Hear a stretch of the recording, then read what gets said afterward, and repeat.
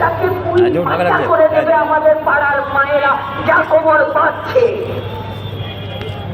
পশ্চিমবঙ্গে এই তৃণমূল কংগ্রেসের রাজত্বে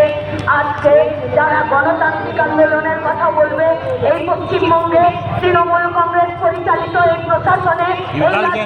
যারা মানুষের রুটি রুটির কথা বলবে, স্কুল কলেজের কথা বলবে, তাদের বেতনের কথা বলবে, তাদের চাকরির পার্মানেন্ট করার কথা বলবে, তাদের গাড়ি ঘোড়া রাস্তায় চলার কথা বলবে, জিনিসের দাম কমানোর কথা বলবে, তাদের জন্য এই পশ্চিমবঙ্গে সহযোগিতা থাকবে না। ছবি তুলবে কিন্তু বিজেপির জন্য পশ্চিমবঙ্গের তৃণমূল কংগ্রেসের পার্টিটা দরজা খুলে রেখে দিয়েছে। বেরিয়ে এসেছি আমরা 17 জানুয়ারি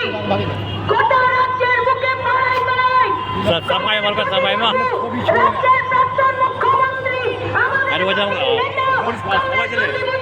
আমরা বলেছি, আমরা তার নিয়ে শপথ গ্রহণ করেছি যে পশ্চিমবঙ্গে বিজেপি হোক অসংখ্য ভারতবর্ষের দল যা গোটা ভারতবর্ষে এই ভারতবর্ষের মাটিতে যারা শুধুমাত্র हिंदू मुसलमान संतान कब्रिस्तान और कौन लुंगी पहनता है और कौन धोती पहनता है, कौन कपार में टीका लगाता है और कौन सर में टोपी देता है, पर इसी बात पर जिन लोगों का जो भी नजर है वो नजर समा कर रखा है, তাদেরকে হাত ধরে টেনে বুকে জায়গা দিয়েছে তৃণমূল কংগ্রেসে। লোকের অভাব হচ্ছিল,